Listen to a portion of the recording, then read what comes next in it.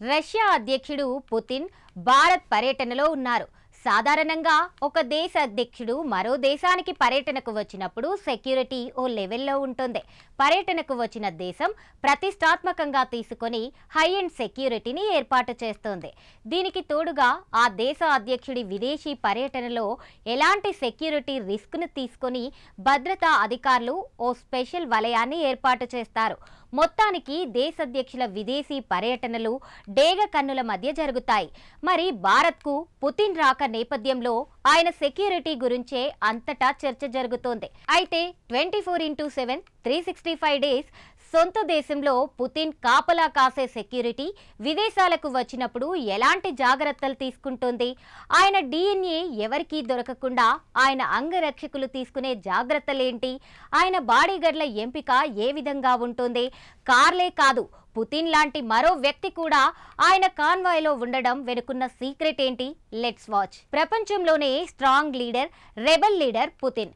ఇప్పటి వరకు అమెరికా అధ్యక్షుడి సెక్యూరిటీని అత్యంత కట్టుదిట్టమైన భద్రత అని అనుకుంటాం.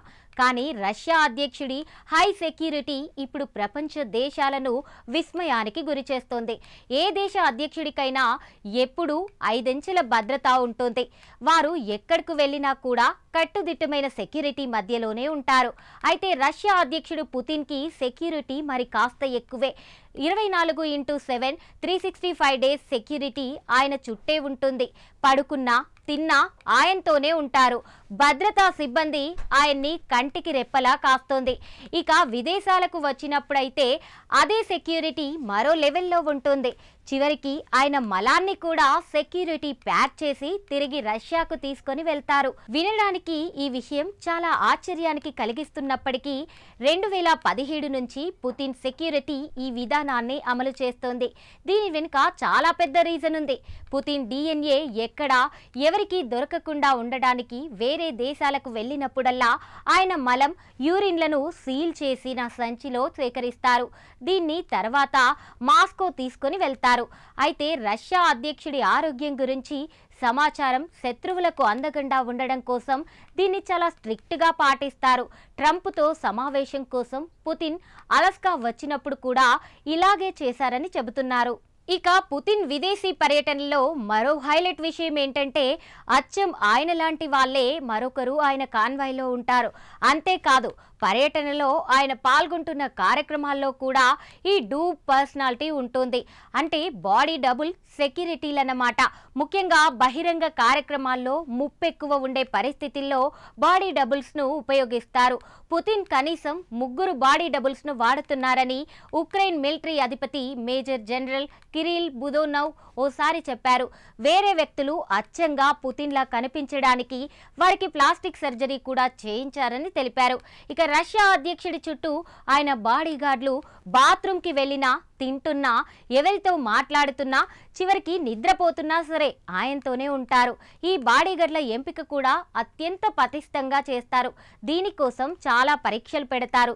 బాడీగార్డ్ల ఎత్తు 5.8 నుంచి 6.2 అడుగుల మధ్య, బరువు 75 నుంచి 90 కిలోల మధ్య ఉండడంతో పాటు 35 ఏళ్లలోపే వారయి ఉండాలి. వాళ్లకు ఖచ్చితంగా విదేశీ భాషలు తప్పనిసరిగా వచ్చి ఉండాలి. పుతిన్కి ఎవరైనా ఎక్కువ చేరువగా వస్తే బాడీగార్డ్లు వెంటనే అడ్డుగా వచ్చేస్తారు. ఇక పుతిన్ ఇల్యూషన్ IL-96 నుంచి 300 PU విమానంలో ప్రయాణిస్తారు. దీన్ని ఫ్లయింగ్ పుటాన్ అని పిలుస్తారు. అందులో జిమ్, బార్, హాస్పిటల్ వంటి సదుపాయాలు ఉంటాయి. ఈ విమానం 262 మందిని మోసుకెళ్లగలదు. ఆగకుండా 11,000 కిలోమీటర్లు దూసుకెళ్లగలదు. ఆయన ప్రయాణించే వాహనం కూడా చాలా లేటెస్ట్ టెక్నాలజీతో స్పెషల్గా ఉంటుంది.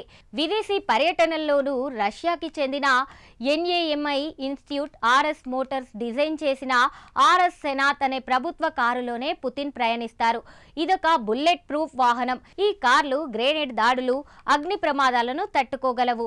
అత్యవసర సమయాల్లో ఆక్సిజన్ ని సరఫరా చేసే సదుపాయం కారులో ఉంటుంది. మొత్తం 4 టైర్లు పంక్చర్ అయిన వాహనం ప్రయాణించగలదు.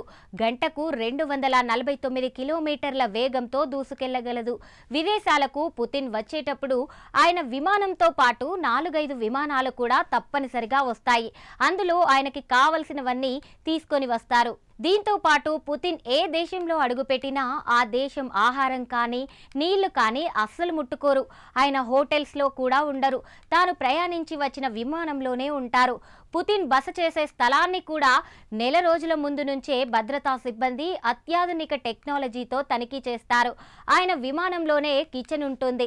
చెఫ్స్ చేసిన ఆహారాన్ని మాత్రమే ఆయన తింటారు. అయితే పుతిన్ పాటు పర్యటనకు వచ్చిన వాళ్ళందరూ కూడా సైనికులే.